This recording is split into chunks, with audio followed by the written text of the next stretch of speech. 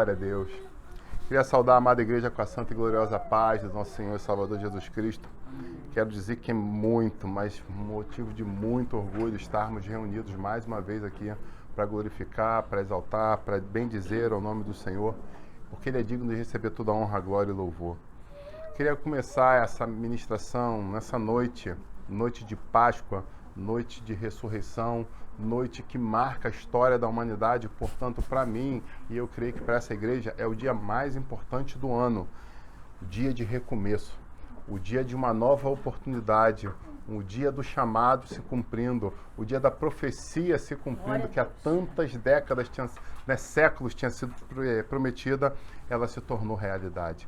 E hoje nós estamos aqui reunidos como um só corpo, porque um dia Ele ressuscitou. Amém? Glória a Deus. Queria convidar você a abrir a palavra de Deus em Êxodo, capítulo 3.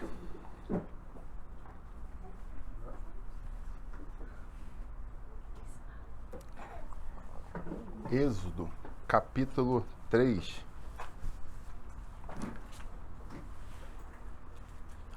A mensagem dessa noite tem por título Um Mapa para Canaã. Amém? Um mapa para Canaã celestial, um mapa para a terra da promessa, um mapa para a vitória. Assim diz a palavra: Moisés apacentava o rebanho de Jetro, seu sogro, sacerdote Midian. E levando o rebanho para o lado oeste do deserto, chegou a Horebe, monte de Deus. Ali, o anjo do Senhor lhe apareceu numa chama de fogo, no meio de uma sarça. Moisés olhou, e eis que a sarça estava em chamas, mas não se consumia. Então disse consigo mesmo: vou até lá para ver essa grande maravilha. Por que essa sarça não se queima? Quando o Senhor viu que ele se aproximava para ver, Deus, do meio da sarça, o chamou e disse: Moisés, Moisés. E ele respondeu: eis-me aqui. Deus continuou: não se aproxime, tire as sandálias dos seus pés, porque o lugar que você está é terra santa. Disse mais: eu sou o Deus de seu pai, o Deus de Abraão, o Deus de Isaque, o Deus de Jacó. Moisés escondeu o rosto, porque teve medo de olhar para Deus. Verso 7. Então o Senhor continuou: certamente vi a aflição do meu povo que está no Egito, e ouvi o seu clamor por causa dos seus feitores. Conheço o sofrimento do meu povo. Por isso desci, a fim de livrá-los da mão dos egípcios e para fazê-los sair daquela terra e levá-los para uma terra boa e ampla, terra que mana leite e mel, o lugar do cananeu, do Eteu, do Amorreu, do Jebuseu, do Eteu e do Ferezeu. Pois o clamor dos filhos de Israel chegou até mim, e também vejo a opressão com que os egípcios o estão oprimindo. Agora venha, e eu enviarei a Faraó, para que tire do Egito o meu povo, os filhos de Israel. Deus, eu quero te agradecer pela oportunidade mais uma vez de ministrarmos a tua palavra. Eu quero pedir ao Senhor que esteja direcionando os meus lábios da forma que o Senhor quer. Não o que eu quero ministrar, mas o que o Senhor quer. O Senhor tem falado fortemente ao meu coração, ministrando desde o decorrer da semana sobre a necessidade de tratar desse tema nessa noite. E eu já quero te agradecer por isso. Quero te agradecer por cada homem e mulher que decidiu estar conosco aqui, por cada um daqueles que acessou o nosso canal na internet para estar ouvindo essa ministração. Eu quero pedir desde já que todo impedimento, que toda barreira, que todo incômodo, que toda atrapalhação seja repreendida em nome de Jesus, para que a palavra possa chegar plenamente aos nossos ouvidos, para que possamos entendê-la, compreendê-la, se necessário até mesmo ruminar essa palavra, mas no final de tudo isso, que nós possamos ter vitória em nome de Cristo Jesus.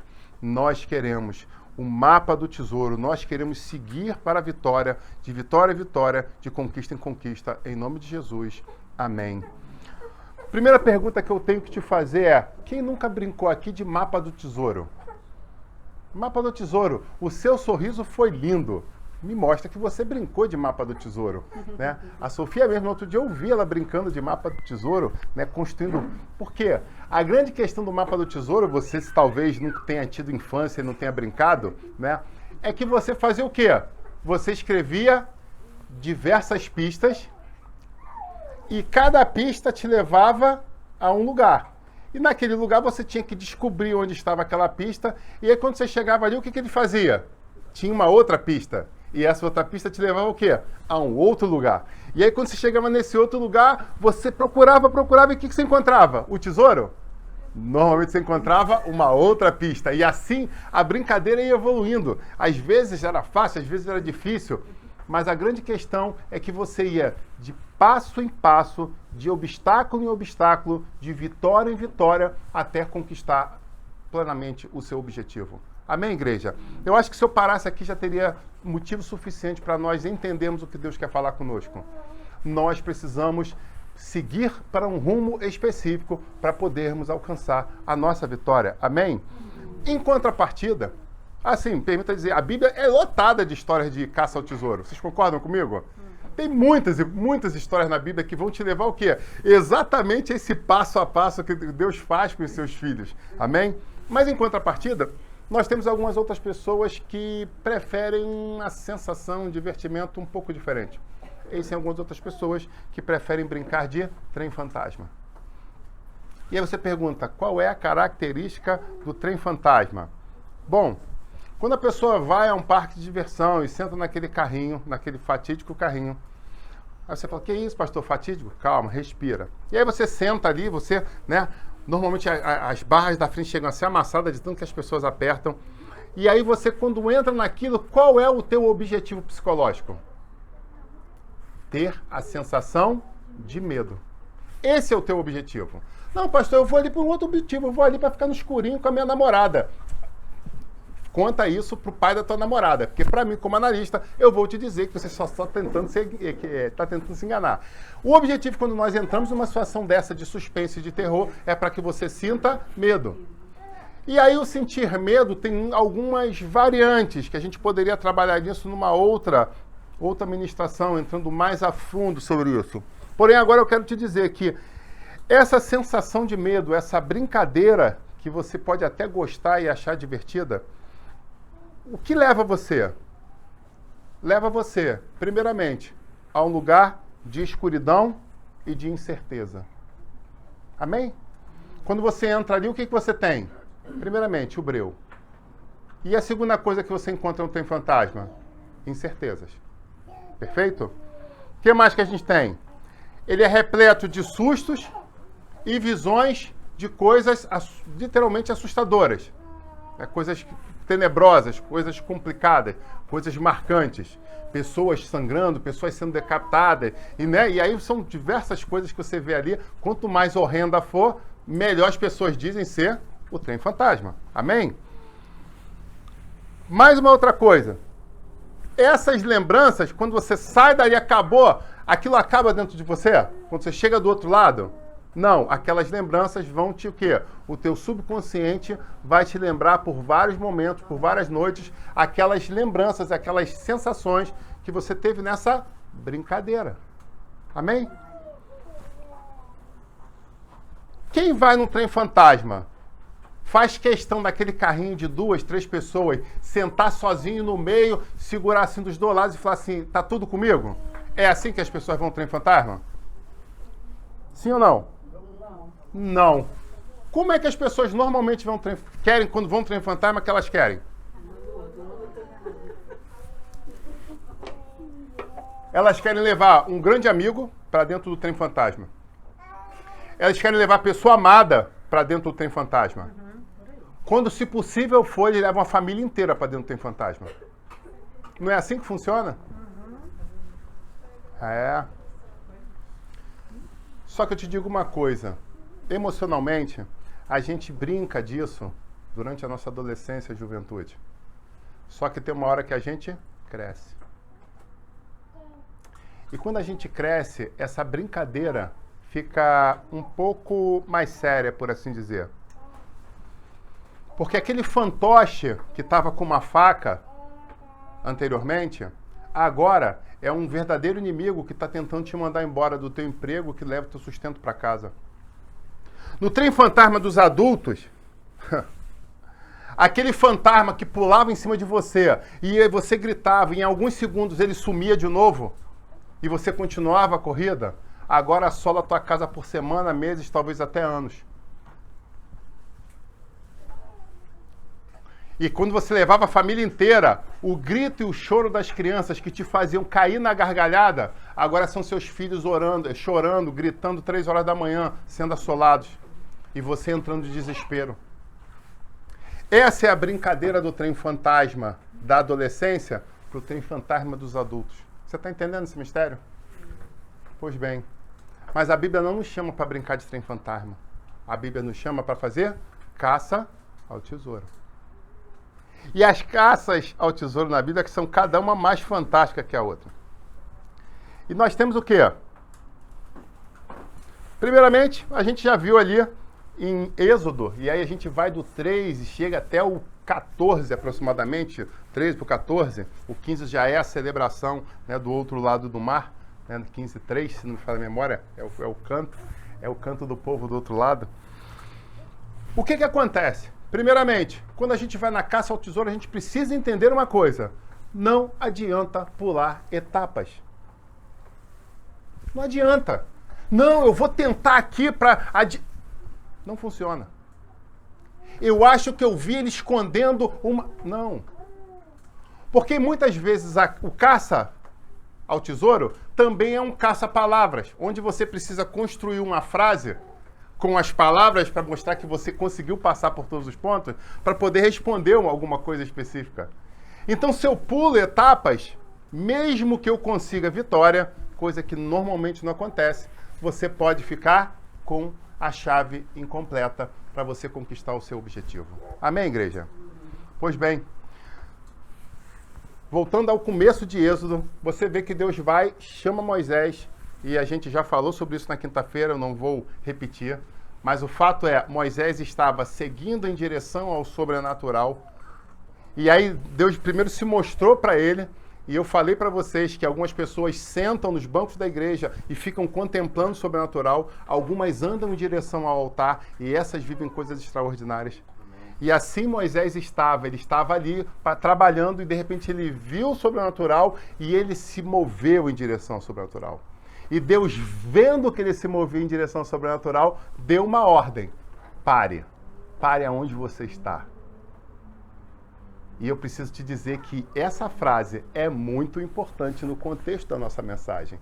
Porque do momento que Deus fala pare, Deus esperava de Moisés o quê? Obediência. Eu fico me perguntando, se Deus se apresentasse agora diante de uma sarça, o que muitos servos do Deus Altíssimo fariam? Não, Senhor, deixa eu só tocar, depois eu paro, mas eu vou tocar, deixa eu bater uma foto primeiro, depois eu paro. Tira a sandália. Não, eu não posso tirar a sandália porque esse chão está muito sujo. Isso então, por isso, né? Deixa eu postar aqui a sarça ardendo primeiro, depois você fala comigo. Deixa eu ver quantas curtidas eu estou ganhando aqui. Mas servo meu, não, calma aí, Senhor, eu já vou te dar atenção. Você é eterno, você tem a eternidade pela frente. Deixa eu ver aqui primeiro. Vocês estão rindo? Mas será que isso é muito mais real do que se imagina? Infelizmente. E o mais interessante é que Deus fez ali um trato com ele. E ele falou: eu vou fazer algumas coisas. E essas coisas são sobrenaturais. E Deus foi fazendo cada uma delas. Desde das pragas, das maravilhas que Moisés fez diante do povo, fez diante de Faraó, cada uma das pragas, tudo Deus estava fazendo. Tudo eles eram somente espectadores. E é exatamente o que o Espírito Santo ministrava ao meu coração. Muitas pessoas hoje estão na igreja somente como espectadores. Vírgula. Porém, a palavra de Deus disse em Êxodo e diz no transcorrer do Novo Testamento que nós não herdaremos o reino dos céus pura e simplesmente como espectadores. Existem muitas situações em que nós vamos precisar tomar uma atitude, tomar um posicionamento para que a gente possa alcançar a nossa coroa. Entre outras coisas, ele fala sobre a questão da perseverança. Então, se eu preciso perseverar em algo, vamos estudar a língua portuguesa. Se eu preciso perseverar, é porque há risco de eu perder. Se eu preciso perseverar, é porque tem risco de eu parar. Se eu preciso perseverar, há chance de eu me distrair. E eu paro nesse momento e faço essa pergunta para cada um de vocês. Será que você está distraído nesse momento no que Deus tem te chamado?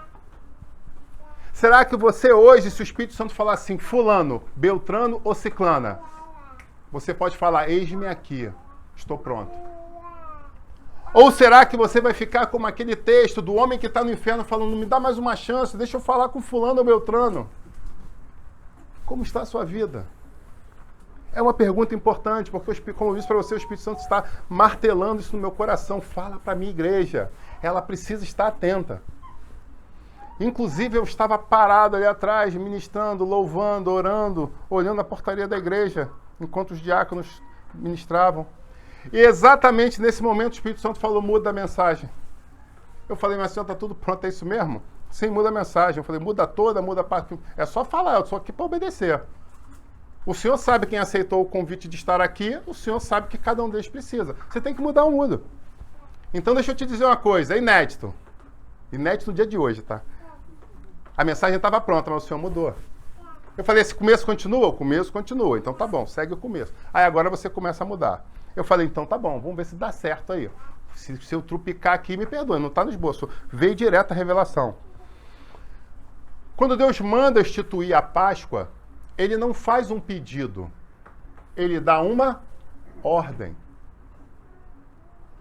Ele não chega e fala, poxa, olha só, eu gostaria tanto que vocês fizessem, não, ele fala assim, no dia X, vocês vão fazer exatamente assim como eu estou mandando. Porque a gente precisa entender que Deus não é nosso amiguinho de escola. Ele é o Deus Todo-Poderoso, o Criador do céu e da terra. Algumas pessoas estão tentando achar um ecumenismo, mas deixa eu te dizer uma coisa, nenhum Deus, mesmo os deuses caídos, entre aspas, vamos colocar assim, mesmo esses exigem obediência.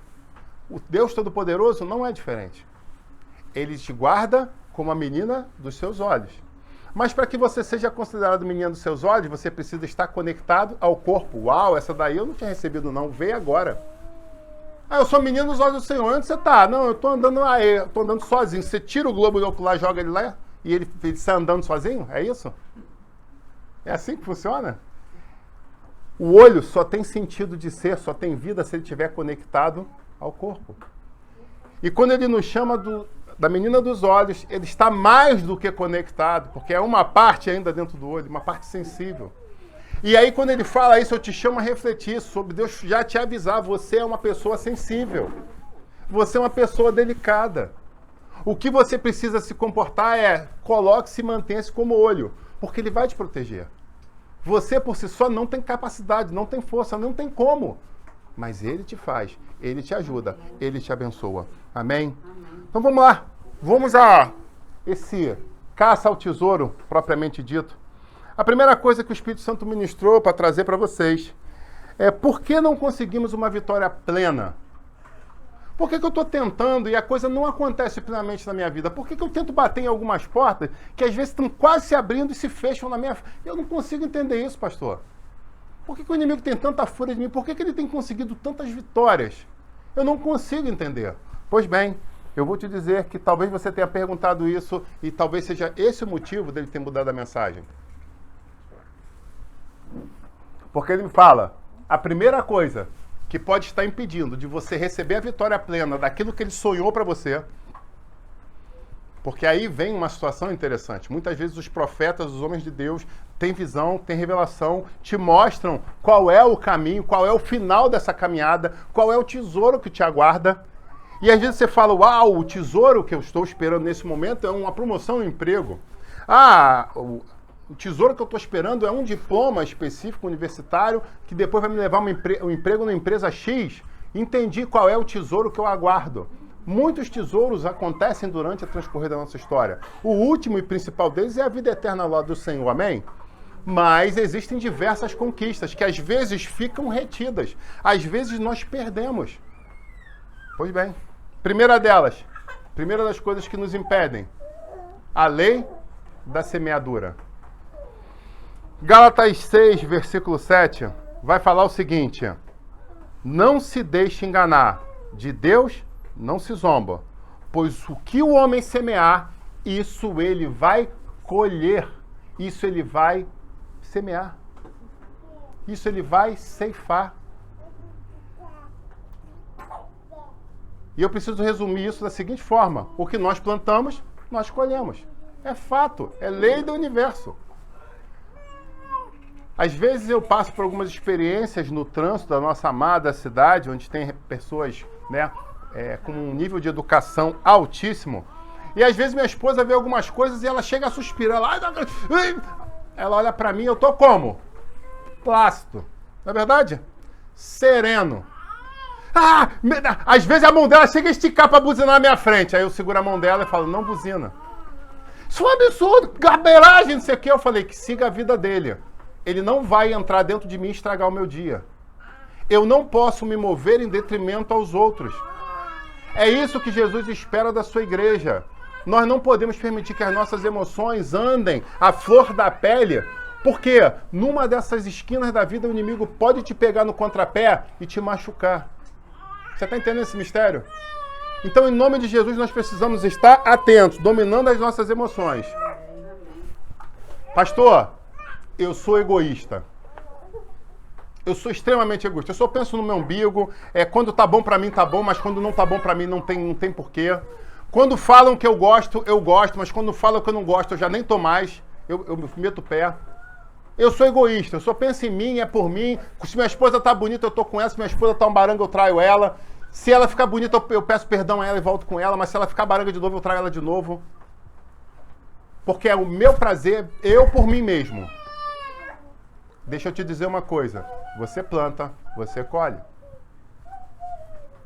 Não, eu estou desempregado, minha esposa está fiel, está firme comigo e agora eu estou ficando rico. O que eu vou fazer? Eu vou olhar para lá e falar assim, cara, na hora que eu roí o osso, que eu dividi o pão francês, estava comigo, agora eu vou largar? De forma alguma. Agora eu vou continuar mais firme ainda no casamento com ela do que eu estava antes. Se você foi chamado para um ministério específico na casa do Senhor, eu quero te dizer, trate ele com carinho. Trate ele com cuidado. Mas é uma coisa simples, é só arrumar as cadeiras da igreja. Uau! Pode ser que de repente você tenha que arrumar os cômodos de uma mansão, porque pode ser o que Deus esteja separando para você. Às vezes a gente não tem ideia de quando nós somos colocados sobre pequenas coisas, aonde o Senhor está querendo, no fundo, nos levar nessa caça ao tesouro. Nós não temos ideia do que está programado nos próximos capítulos. E eu vou te dizer, uma vez eu escutei essa visão na Assembleia de Deus em 1990 e pouquinho, já faz muito tempo, já quase 30 anos. E eu lembro quando aquela irmã falava uma coisa, que elas estavam no círculo de oração, inclusive, lugar onde eu frequentava. Círculo de oração, ó, legal. Você tem sonho de ministério, é um lugar bom, é se você ir. Círculo de oração. Você tem muitas experiências legais lá. E eu lembro que aquela mulher orando e ela falou assim, Deus me mostra, literalmente, um cômodo no céu, cheio de presentes. Diversos presentes jogados num canto. E eu olhei aquilo e falei, uau, muito interessante. E aí você pergunta, por que diversos presentes estavam jogados lá? Porque pessoas não perseveraram nessa caça ao tesouro para que eles pudessem receber aquilo que o Senhor sonhava para eles. Então eu convido você a andar lembrando que tudo que a gente planta, a gente colhe. Você planta gentileza, você colhe gentileza. Você planta amor ao próximo, quando você precisar, vai ter sempre alguém que vai olhar para você. Se você estende uma mão, alguém vai estender a mão quando você precisar. Mas se você for egoísta e só pensar no seu próprio umbigo, pode ser que no dia da adversidade ninguém lembre do seu telefone. Amém? Quem conhece um pouco de bode aí? Bode, bicho bode.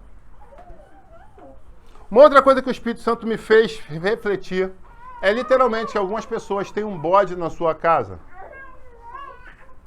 E quando você tem um bode dentro de casa, uma coisa é extremamente importante. Você precisa limpar os dejetos dele todos os dias. Pastor, hoje eu não estou muito afim. Quero deixar para lá. Quero ficar um tempo sem me preocupar com aquele bode, só deixa ele quieto lá. O que vai acontecer com a sua casa? O cheiro vai ficar insuportável. É assim que funciona. Então eu quero fazer um convite para você. Existem pessoas que estão fazendo um verdadeiro mestrado em deixar para lá. Algumas já estão cursando um doutorado de nada a ver. Em homenagem ao meu amigo. O fato é, quando você deixa para lá, pode ser que o cheiro comece a incomodar muito os teus narizes. Nós não podemos brincar com coisas que são sérias. Existem coisas que são emergentes. Existem coisas que têm que ser feitas ontem. E se eu perdi o prazo, não pode passar de hoje. E o que eu mais tenho visto, principalmente no Rio de Janeiro, né, acredito que no Brasil também, não é somente dos cariocas, mas do brasileiro, é o costume e o orgulho de fazer o quê? Deixar tudo para a última hora. Quantas vezes você já ouviu pessoas falando isso ainda com orgulho, rindo? Porque no final das contas, eu consegui cumprir. E quantos sofrem multa? E quantos pagam juros? E muitas das vezes, sem necessidade. Uma outra característica interessante para essas pessoas que costumam deixar tudo para a última hora é fazer as coisas de qualquer jeito. Sabe o que o Espírito Santo ministrou no meu coração? É para uma pessoa específica isso, mas eu quero abrir para a igreja. Quem é que tem jogo de dominó em casa? Quem tem dominó em casa? Eu quero convidar você a fazer uma coisa, e não é uma brincadeira. É uma brincadeira espiritual. Eu quero convidar você a fazer aquela brincadeira de você colocar os dominós em pé e ir fazendo um círculo. Ir fazendo um círculo. Quem já viu essa brincadeira? E aí depois que você monta tudo, você pega o primeiro, tem que dar um peteleca e tem que derrubar tudo em série, para ver se você fez bem feito. Já brincaram disso? Ah, eu já brinquei muito disso. Tem até campeonato disso, minha esposa lembrou muito bem. Pois bem, eu estava orando e o Espírito Santo mostrou um jogo de dominó. Eu falei, o que esse jogo de dominó quer? Não entendi, o que ele quer fazer? Pede aos meus servos para eles treinarem no jogo de dominó. E eu falei, por que isso? É mecânica? É coordenação motora? E fala para enquanto eles estiverem montando, eles estarem orando a mim. Vai orando, vai pedindo a mim, vai conversando comigo. Sabe por quê? Isso é uma prova se você está fazendo as coisas com diligência ou você está fazendo as coisas correndo. Porque no jogo, nessa empilhamento de dominó, ele é cruel. Se você fizer de qualquer jeito, se você fizer de qualquer forma, o que acontece? Você tem que voltar para o começo. Não tem massagem. Ah, perdi 4 pedras. Normalmente, você está lá, são 50 pedras, você está lá 38, 30, eu vou distrair. O que acontece? Você está caindo tudo. Aí tu, putz, grilo. O que eu tenho que fazer? Começar do zero. Eu falei, entendi, Senhor. Entendi a ministração.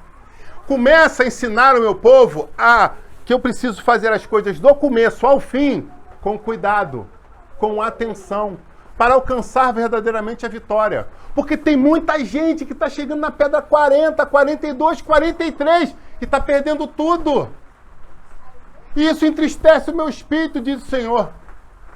Então manda meu povo treinar. Eu falei assim, mas é treinar mesmo? Treinar, manda treinar. Eu falei, então fica aqui para você na internet, se você decide se você quer fazer ou não. Mas pessoal da igreja que eu quero pedir a você. Treinamento. E depois me diz o que aconteceu. Pastor, eu consegui montar 10 vezes de primeira e deu tudo certo. E eu vou falar, glória a Deus pela tua vida. Mas eu quero pedir também, se você tentar 3, 4, 5, e sempre eu quero que você me diga, foi mais ou menos aonde? Na metade? Foi com um terço? Foi um quarto, faltando um quarto? Foi logo no começo? E você vai entender. Faça o que eu estou pedindo e você vai entender aonde o Espírito Santo quer ministrar a tua vida. Amém, igreja? Amém. Muita gente está fazendo as coisas vibrando muito. Acelerado. É igual um motor antigo a combustão no carburador. Eu lembro que eu tive uma Paraty, 1993. E eu lembro que teve uma ida para Minas, que eu fui com ela, e ela estava subindo a serra, e eu estava subindo a 60, 70, e eu grudado na cruz, né? A mão quase soltando, quase descendo da cruz, nervoso que eu estava. Cheguei lá, botei ela à venda. Se tivesse dado moto, tinha vendido por lá, eu tinha voltado de ônibus, de tanta raiva que aquilo me deu. Eu falei, eu não tenho como voltar com esse carro desse jeito, cara. Cara, esse carro é um tanque de guerra. Esse carro aqui, pô, Paraty 1.6, motor AP. Caraca, Alto Latino, esse motor aqui é sinistro, meu amigo. O carro não tinha nem 100 mil rodado. Falei, cara, não é, mas esse carro tá novo. Esse carro tá com 50, 60 mil rodado no máximo. Carro 0 quilômetro. Caramba, cara, o que tá acontecendo? Aí, num sábado, encontrei um cara que serviu comigo lá em Lagoa Santa. Falei, rapaz, tu conhece algum mecânico aí daquele da antiga que mexe com carro carburador? Aí conheço, pô, tem um cara ali no final da rua, ali, dobra ali, lá na frente, tá? Pô, mas é sábado, eu tinha que ir embora no domingo à tarde. Aí, não, meu amigo, pô, vamos lá que ele olha, dá uma olhada pra você. Eu falei, será? Vamos lá então. E aí a primeira coisa, você semeia gentileza, colhe gentileza. E aí ele se preocupou com o meu problema, me levou na casa. E eu lembro que ele parou, olhou, liga, acelera, desliga, liga de novo, acelera mais 2 vezes, pisa no freio, já sei qual é o problema. Mecânico antigo era assim, né? Só de ouvido os caras já é isso. Não precisava de um computadorzinho para diagnosticar os defeitos. Deus me perdoe os mecânicos de hoje em dia. Vocês são uma benção. Mas vocês sabem que a galera da antiga era sinistra. E aí ele, já sei, abre aqui, solta ali e tal, pega a chave de fenda e tal, pega... Desligou? Pronto. É essa peça aqui que está quebrada. E eu olhei aquilo, eu falei, sério? É isso? Ele é. Quanto custa essa peça? Deve ser o dinheiro de hoje uns 30 reais. Aí eu, sério? Ele, sério. E aí eu faço o quê?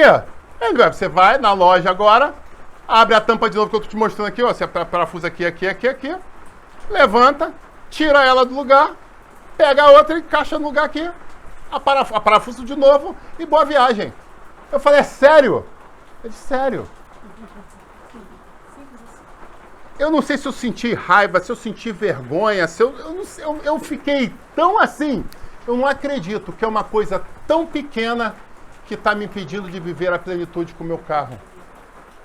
O carro, que era uma bênção, que era uma conquista, que era uma alegria que eu tinha, estava tirando o meu sono. E era somente uma pecinha ao dinheiro, de novo dinheiro, ao dinheiro de hoje, uns 40 reais. E eu falei, cara, eu ia vender o carro a preço de banana, porque o carro tá uma porcaria. E é só essa peça. E é por isso que eu estou falando para você, monta o dominó, em nome de Jesus. E você vai ver que às vezes é uma peça no meio do caminho que está fazendo toda a diferença. Amém, igreja? Aleluia, glória a Deus. Não deixe o bode em casa à toa. Vai lá e cuida dele. Para de dar desculpa. Deixa de ser mestre em dar desculpa. Está na hora de fazer a coisa acontecer. Amém? Porque se a gente fizer isso, com certeza a gente vai encontrar o quê? A próxima pista que nos leva ao tesouro. E a segunda pista que o Espírito Santo ministrou. E aí estava tudo escrito aqui, ó. E ele falou, apaga todo o parágrafo que eu tenho outro para você. Falei, tá bom. O que nós estamos comemorando essa semana, além da Páscoa, é claro? A semana dos pães asmos. Eu não sei se eu pergunto ou não. Não sei. Ele não mandou fazer isso, eu acho que eu não vou fazer, não. Eu não vou perguntar quem está seguindo a Semana dos Pães Asmos ou não. Até mesmo porque nós falamos que era algo importante, mas que era opcional. Então, mas deixa eu falar uma coisa que foi ministrado para mim enquanto eu estava ali atrás. O que significa a Semana dos Pães Asmos? Pergunto eu a você. A Semana dos Pães Asmos era exatamente o cerimonial que Deus mandava fazer a Páscoa, como nós fizemos aqui, a celebração até bonita, obrigado por cada um dos envolvidos. E aí a gente fez a celebração, o jantar de Páscoa, e ele fala o seguinte, a partir daqui, vocês vão ficar 7 dias sem fermento dentro de casa. Vocês vão ficar 7 dias sem comer nada com fermento. Vocês não vão ter fermento em casa e nada com fermento. Eu pergunto a você, por que Deus deu essa ordem? Exatamente na noite de Páscoa. O que estava acontecendo ali como um marco histórico na nação? Era exatamente o dia que antecedia a saída para a viagem rumo à Terra Prometida. Naquela noite eles receberam o mapa do tesouro. E eles precisavam começar a caminhada obrigatoriamente no dia seguinte. E aí, de novo, eu tenho que fazer a pergunta. Imagina se fosse nos dias de hoje. Não, pastor. Peregrinação, sábado não, já tem um churrasco marcado. Não, é aniversário do meu afilhado no domingo. Não tem como ir, não. Marca outro dia aí que eu tô na escravidão, mas eu não tem como sair da escravidão hoje. Né? A libertação começa segunda. Tem uma festa de 15 anos. Cara, é uma menina que eu tô apaixonada, eu tenho que estar lá, não posso perder não, fui convidado. Tô querendo esse convite há um tempão. Agora que eu fui convidado, você vai começar a peregrinação para livrar da escravidão? Não, marca para segunda. Amanhã não tem como. Vocês estão rindo, mas a coisa é mais séria do que se imagina. Quantas vezes que a gente tenta marcar alguma coisa? Não, pastor, não, esse dia não dá não, marca outro. Não, agora não, esse horário não dá não, marca outra. Ah, pastor, agora não dá não, faz outro. Eu falei, meu Deus do céu, cara, se a gente fosse seguir exatamente pelo calendário das pessoas, a gente nunca ia conseguir fazer evento nenhum, porque sempre existe algum impedimento. E aí o Espírito Santo fala, os impedimentos existem, as decisões também. As pessoas pegam a balança e pesam o que é mais importante. Hoje, por exemplo, tem um amigo que gosta muito de futebol, ele não é fanático, ele é só um admirador, quanto mais, vamos dizer assim. O que é, pastor? Quanto mais. Né? Ele gosta muito. E aí, quando ele começou o culto, ele sentou, olhou para mim e falou assim, aleluia, glória a Deus, o Fluminense já deve estar em campo. Aí eu, amém, mas o Flamengo também. A taça já deve estar posta, aí, mistério, hein? Ó, lá na frente do gramado a taça, hein? Vejo duas balizas e uma bola correndo. Ah, Jesus, fala, Deus. Eu falei, você tá de parabéns, que você está perseverando. Né? Você via o olho vermelhinho de lágrimas, eu falei assim, glória a Deus, que eu decidi estar na casa do Senhor. É simples. E o mais interessante, não só de corpo presente, mas de coração. Um outro irmão, o filho está hospitalizado nesse momento, aguardando uma cirurgia que será feita em algumas horas. Mas ele não ficou em casa. O que ele fez? Ele veio para a igreja e falou, igreja, eu quero pedir ajuda a vocês para clamarem pelo meu filho. Ah, pastor, mas hoje em dia a gente podia jogar isso no zap, no feeds da internet, muita gente se move. Não. Ele quis vir à igreja. Porque ele entende que aqui existem homens e mulheres santos que buscam a presença do Senhor e que podem fazer diferença na história da vida dele e da família dele. Eu agradeço a Deus por isso. E é por isso que nós começamos orando e vamos encerrar, se necessário, orando de novo. Amém, igreja? Mas a grande questão que eu te pergunto para completar essa história é por que eles precisavam fazer as coisas sem fermento? Ah, pastor, é fácil, porque eles iam viajar por muitos dias para não estragar. Não é só isso. Existia um contexto a mais. A palavra nos traz a explicação sobre um pouco de fermento pode levedar toda a massa. Às vezes, uma pequena brincadeirinha que você está fazendo com a tua vida pode destruir todo o teu ministério. Às vezes, uma brincadeirinha que você está fazendo pode destruir a sua família.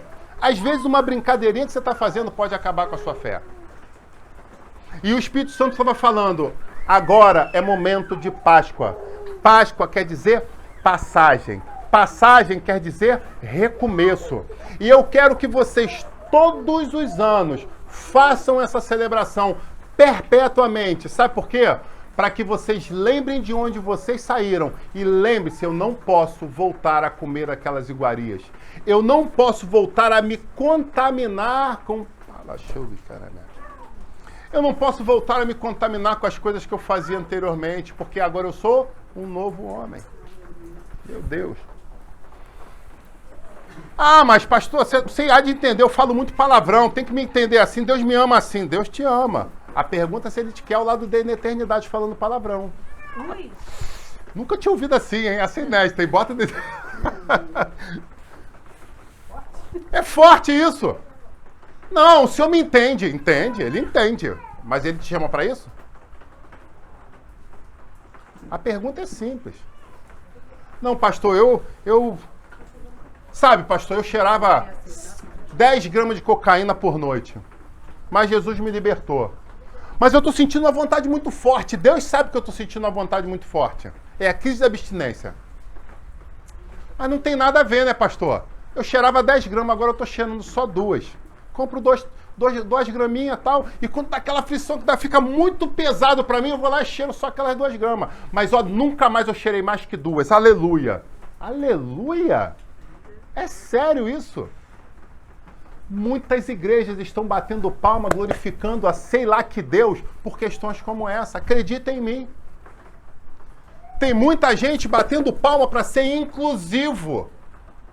Mas eu me pergunto, ai desses líderes, é o que diz a Bíblia. Porque naquele grande dia vamos dizer, Senhor, Senhor, talvez 50% da igreja suba e ele fique. Porque ele não falou o que eu precisava falar, ele foi covarde. Para ser inclusivo, para aumentar o dízimo e o salário dele. É fato isso. Não, eu não quero perder A ou B, então eu tenho que medir as palavras. É assim que tem que ser, é isso que a palavra fala. Moisés chegou diante de Faraó, botou o dedo na cara dele, falou o que tinha que falar e sabia que podia ser morto ali. Alguém botou a mão nele?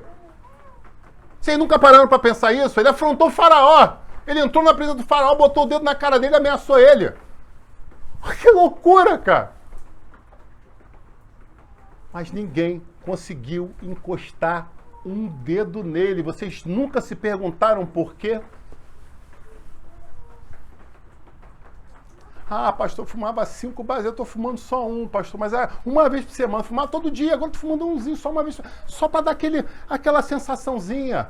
Tira o fermento da sua casa, diz a palavra. É momento de transformação plena. Tira esse grupo de WhatsApp que está te prendendo. É momento de transformação plena. Tira o convívio com amizades que não te trazem edificação. É momento de transformação plena. Para de negociar com o mundo para tentar ser benquisto. Você quer ser um Elias, você quer ser um Eliseu, você quer ser um Isaías, você quer viver plenitude na eternidade e até mesmo gozando de alegrias nessa terra. Para de negociar em nome de Jesus, eu imploro a você, eu suplico como pastor, como um pai espiritual. Porque eu quero ver você crescer, eu quero ver você vencer. Aleluia, glória a Jesus. Bom, uau! Jesus convida. A gente vai lá em Mateus 26, a partir do 17. Jesus agora manda os seus discípulos prepararem a Páscoa e a festa dos pães asmos. Ah, não, pastor, agora é Jesus, agora é outra parada. Agora você... Até então não estava muito ligado não que é Antigo Testamento, eu não me ligo muito no Antigo Testamento, eu só me ligo no Novo. Ah, você só se liga no Novo? Então vem comigo aqui. Mateus 26, a partir do 17. A Páscoa de Jesus. Amém? Os discípulos chegam e falam, Senhor, é chegada a Páscoa e a festa dos asmos. O que a gente faz? O que Jesus fala para eles? Vocês vão fazer o seguinte: ide e faça isso, isso, isso e isso. O que Jesus estava fazendo? Na gíria de hoje, ele estava espelhando o que o Pai fez. Ele não pediu, vocês poderiam, por gentileza, ir na vila, pesquisar. Não, não. Jesus foi imperativo, afirmativo. Ide. Gostou, né, minha filha? Anota essa. Gostou. Está melhorando em português. Estuda português melhorando. Né? Imperativo, afirmativo. Ide. E lá vocês vão ver um homem. E aí, quando vocês estiverem diante, vocês vão chegar e vão falar isso, isso, isso. Olha bem o que vocês vão falar. Vocês vão falar isso, isso e isso. Não é para mesclar as palavras, não é para trabalhar as palavras, não é para dar um jeitinho nas palavras. Façam exatamente o que eu estou mandando. Porque se vocês assim o fizerem, nós vamos conseguir que a vitória seja plena. Amém, igreja? Pois bem, Jesus, assim como o Senhor, não faz pedidos, ele dá ordens. A gente precisa aprender a executar. E digo mais, de primeira. Amém?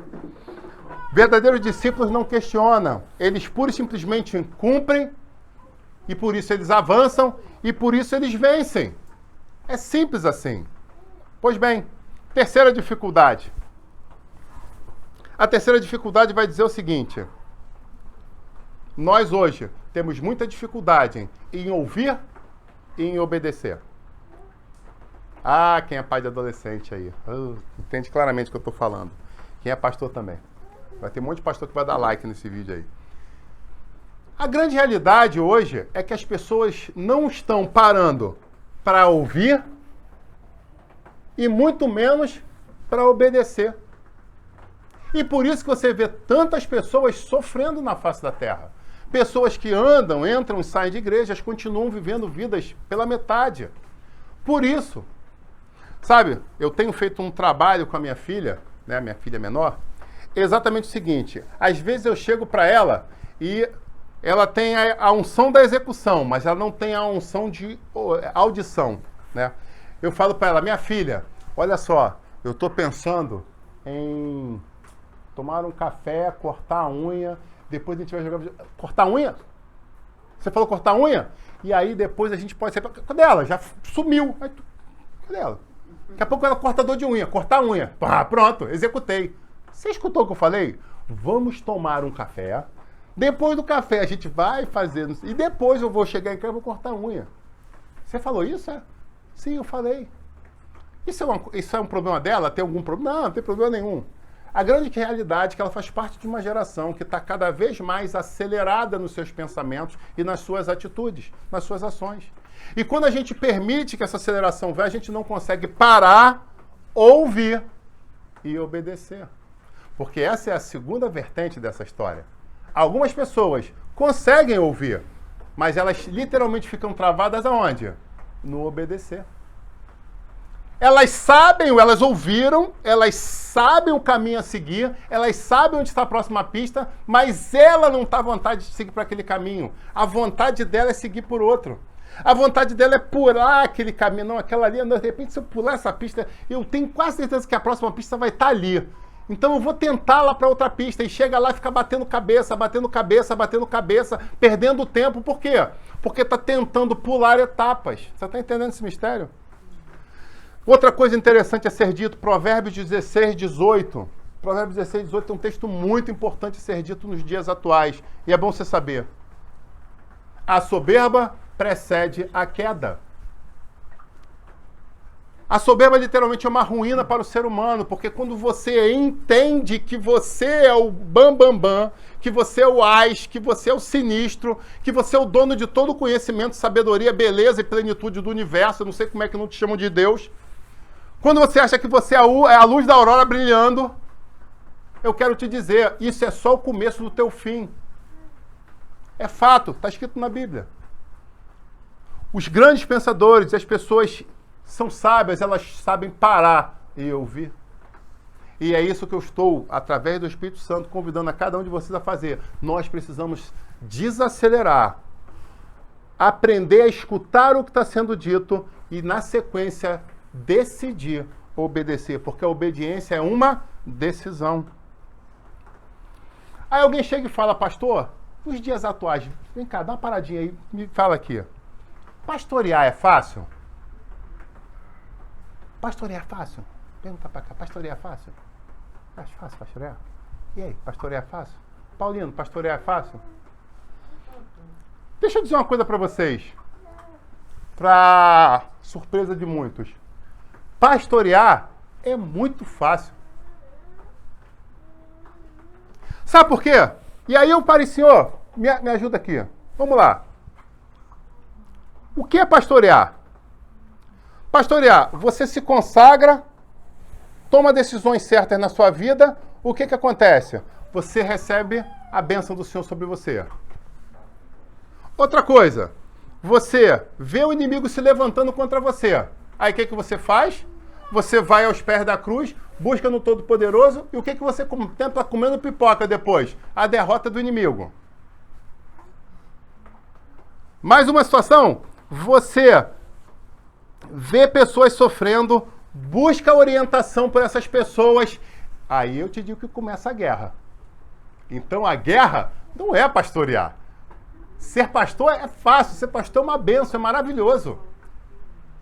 A grande questão que nós estamos passando hoje no ministério está relacionado ao quê? Exatamente o que foi dito anteriormente.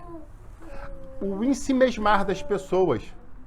Pessoas que fazem pós-doutorado em Google acham que sabem de tudo. E se eu sei de tudo, eu não preciso ouvir nada de ninguém.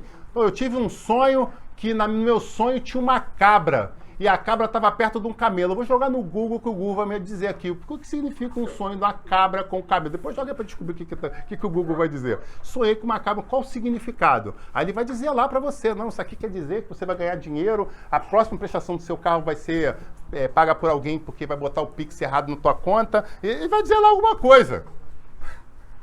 O fato é que algumas pessoas não estão buscando no mundo espiritual resposta de coisas espirituais.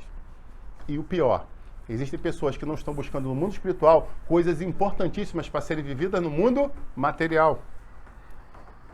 Então você vai, recebe a revelação de Deus, e aí eu vou te dizer, aqui que é maneiro, porque você recebeu a revelação. Então Pablo, né, o exemplo aqui do Pablo foi lá, pastor, eu tô com uma situação tal, e aí, como é que é? Eu falei, vou orar aqui, vamos buscar o Senhor, vamos, né, se consagra aí que eu me consagro aqui, e aí vem a resposta. Só que quando vem a resposta, aí o que o pastor tem que fazer? Aí é que vem o sinistro. O sinistro é brigar com os espíritos do inferno. Isso aí não é sinistro, não, porque eles já estão derrotados, em nome de Jesus. Há poder na palavra, há poder no nome, há poder no sangue. E quando você se imbui, se você se reveste dele, meu amigo, eles têm que se submeter. Então nisso não há problema.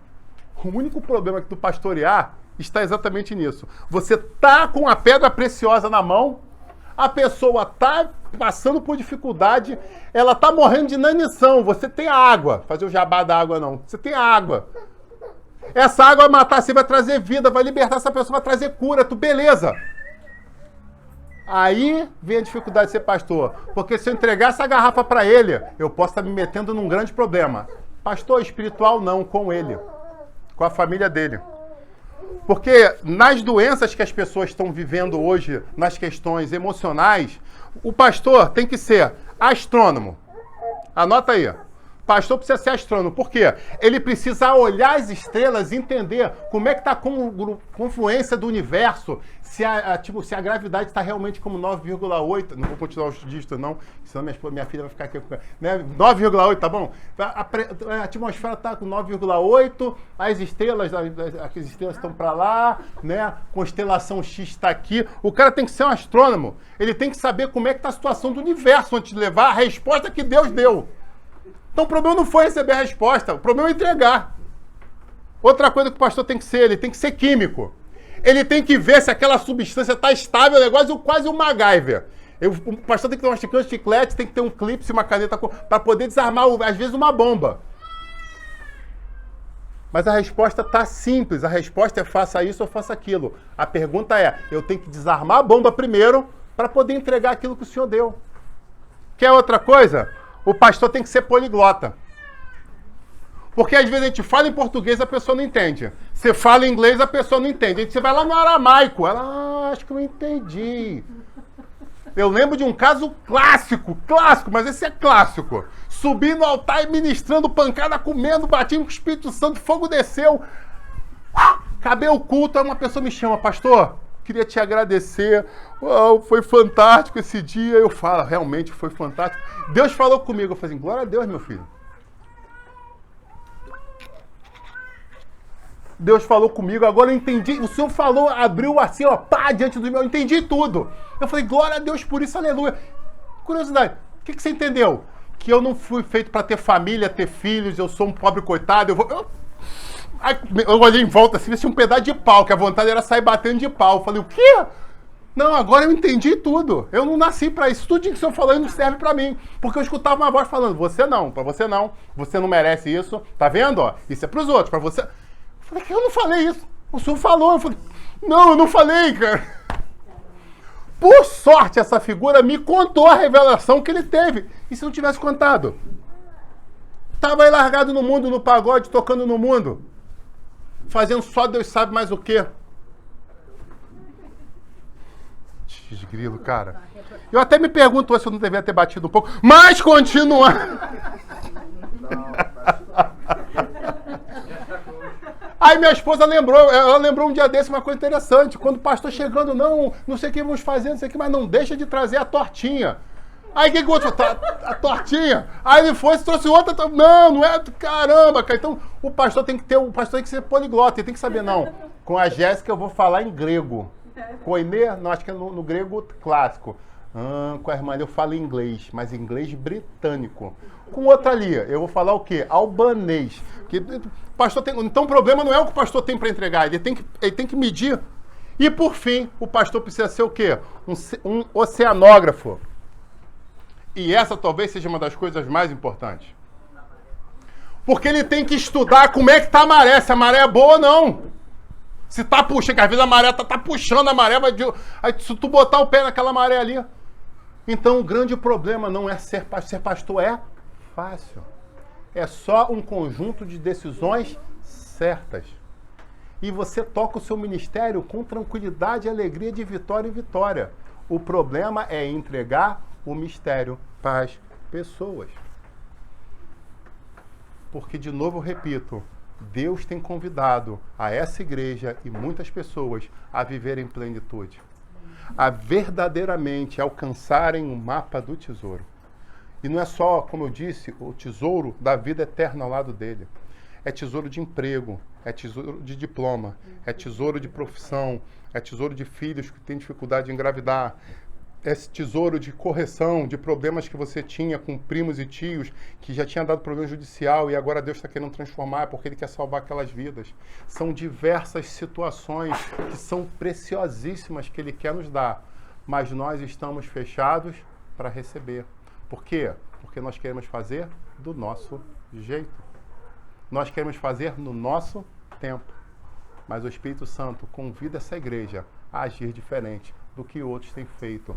Amém, igreja? E é por isso que eu vou orar por vocês. Eu vou orar para que nesse público, nessas pessoas, nós tenhamos pessoas que sejam apacentáveis. Pessoas que saibam ouvir. Pessoas que saibam até retrucar. Pastor, mas aquilo que o senhor falou, eu não entendi bem. Pastor, aquilo doeu, pastor. Eu queria dizer que doeu. E eu vou dizer, eu tenho um mertiolate dos anos 80 ali guardado. Se você quiser, eu boto em cima. Né? Aleluia! Teve gente que... Agora eu vi sorriso. Né? Eu tenho um mertiolate ali dos anos 80. Tá guardado até agora. Com a pazinha. Aquela pazinha do capiroto, meu amigo. Aquela pazinha de cruzinha. Né? Aquela que marcava, tipo o número de campo de concentração. Que encostava, tu escutava o barulho fritando na pele. Só quem viveu isso sabe, hein? Okay. Hã? Não, e o interessante era isso. Que alguém falava, não se preocupa que eu vou soprar. Eu até hoje não entendi aquilo ali. Que soprava, dava oxigênio e ardia mais ainda. Pra eu não saber soprar. Não se preocupa que eu vou soprar. Eu acho que o sopro da mãe era tipo assim, bem feito, bem feito, bem feito. Não faz de novo. Aí ela soprava pra arder mais. Ah, Jesus, só quem viveu sabe. Sabe o que é isso, Pablo? Pegou essa época? Ah, mistério, aleluia. A maldade da mãe soprava e ardia. Caramba, depois de uns dias soprando, não soprando, eu falei, como é que o senhor sopra pra piorar o negócio? Pra dar mais... Nem doía tanto, mas o E o maneiro é quando você se machucar, você voltar pra casa quicando, mancando, mas eu tô bem, eu tô inteiro. O que houve aí? Nada, vou tomar um banho. Não, volta, encosta aqui na alfândega. Aí encostava, um ralado. O olho da mãe chegava a brilhar. Eu fico me perguntando se as minhas que não eram evangélicas se ficavam possuídas. Porque dava a sensação é que elas tinham prazer. Oh, Deus, salva as mães, Pai. Aleluia. Salva, porque elas tinham prazer. Vem com machucadinhos. Tá comigo. Pega o pior de... Não. Quando falava, eu falei pra não ir, é quando elas sopravam. Você agora coletou a revelação. Quando ela falava, eu falei pra você não ir. Mas não se preocupa, eu vou soprar. Eu vou soprar para você lembrar, nunca mais esquecer. Irmãos, que nós possamos ouvir. Amém. Que nós possamos ter discernimento. Amém. Que nós possamos ter entendimento. E que nós possamos ser obedientes à voz do Senhor. Grandes coisas o Senhor quer fazer. Eu olho para vidas aqui que têm histórias extraordinárias. Muitas em construção, algumas sendo construídas mais rápida, outras eu vejo barreiras à frente dela. Mas é momento na nossa história de nós mudarmos esse jogo. É momento de nós lançarmos mão da nossa conquista, da nossa vitória. Esse mapa do tesouro vai nos levar a lugares extraordinários, fantásticos. E está na hora de todo impedimento, todo incômodo cair por terra em nome de Jesus. Nós precisamos viver plenitude. É o que eu profetizo sobre essa igreja em nome de Jesus. Eu quero te convidar a se colocar de pé em nome de Jesus.